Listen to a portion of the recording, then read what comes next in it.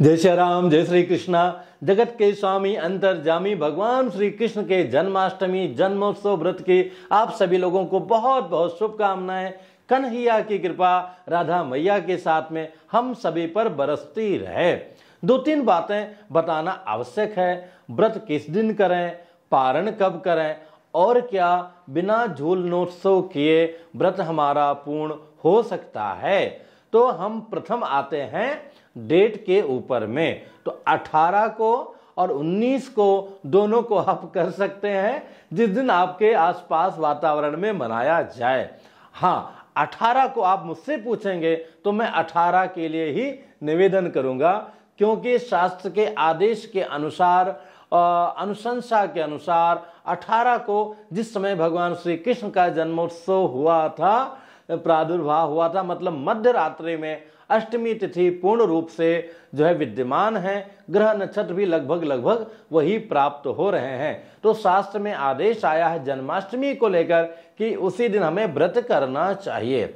एक दूसरी विधा भी है, अपने हिंदू धर्म में ही तो विशेषता है कि करना आवश्यक है, ये नहीं करो तो भैया वो करो। तो 19 तारीख को भी उदया तिथि में अष्टमी प्राप्त हो रही है। और दूसरी बात, जैसा कि मैं पहले वीडियो में डिटेल में बताया था कि प्राचीन गणना के अनुसार रात्रि 12 बजे भी अष्टमी रहेगी और नवीन गणना के अनुसार 11 बजे जय जय सिया राम हो जाएगी।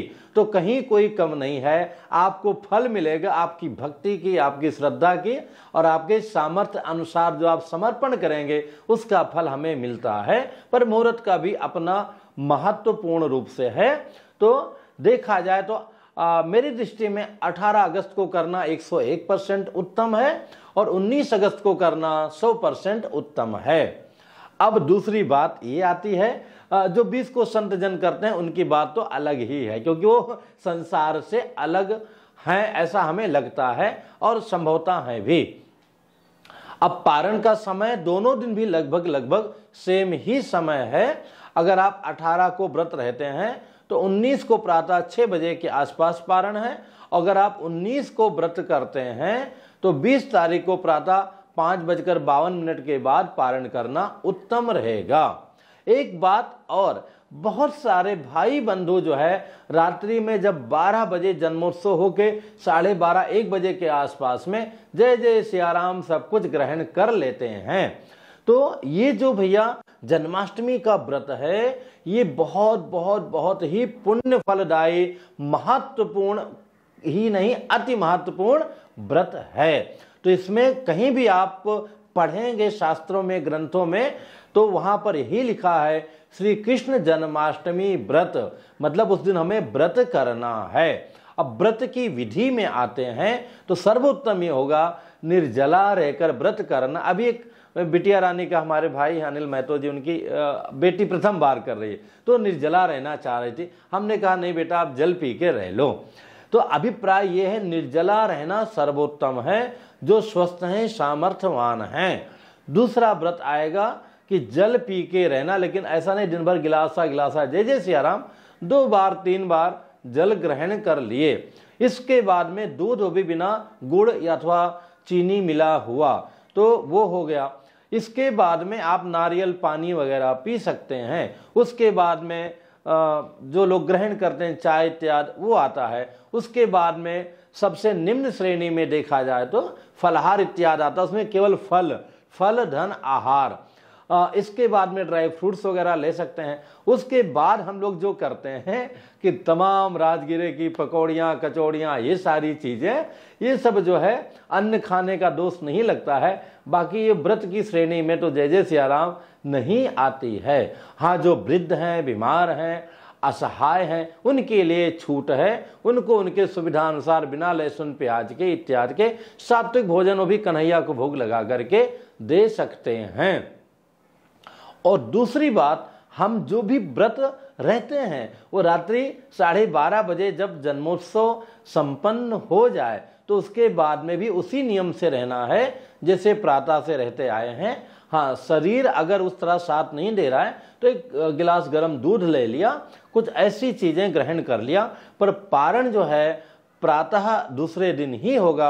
जैसा कि मैंने बताया 18 को करेंगे तो 19 को प्रातः 6 बजे के आसपास से प्रारंभ हो जाएगा पारण, और 19 को करेंगे तो 20 को 5:52 के बाद में ये आप पारण कर सकते हैं।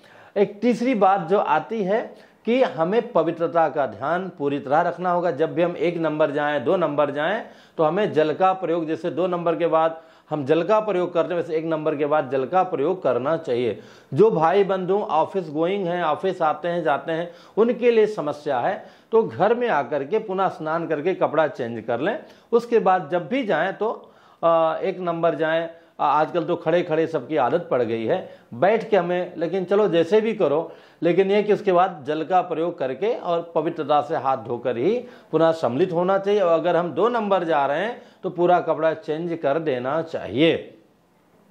और फिर बात आती है कि वो झूलनोत्सव अगर हम नहीं कर पा रहे हैं, किसी भी कारण से हम घर में उस तरह कन्हैया जी का अभिषेक नहीं कर पा रहे हैं, झूलनोत्सव नहीं कर पा रहे, हाँ, स्वयं पूजा अभिषेक झूलनोत्सव हम कैसे करें, पूरी विधि आप इस लिंक को टच करके जान सकते हैं।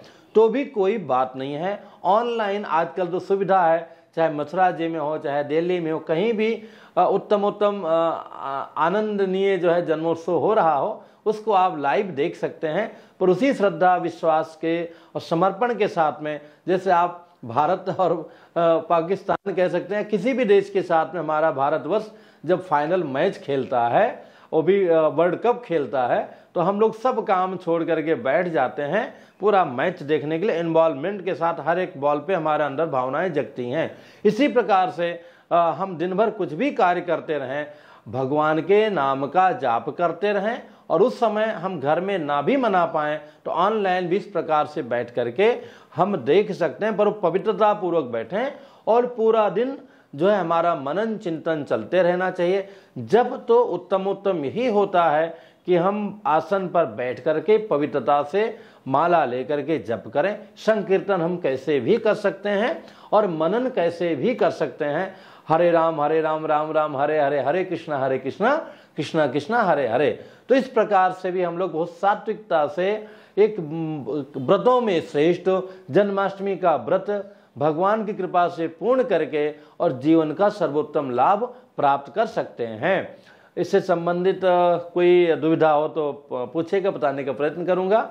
और कुछ बहनें हैं जिनको मैं उत्तर बता देता हूं, वो कम से कम उसको लाइक तो कर लिया करो। एक होम्योपैथिक क्लिनिक करके एक बहन है, बहुत अच्छा लिखती हैं, बहुत चीज़ें पूछती हैं, लेकिन वो कभी जब मैं जवाब दूंगा हर वीडियो में उनका आ जाएगा, पर वो उसको कभी एक बार लाइक भी कर लें तो हमको लगेगा कि हाँ भैया मेरा जवाब देना उन तक पहुंच गया, खुशी होगी।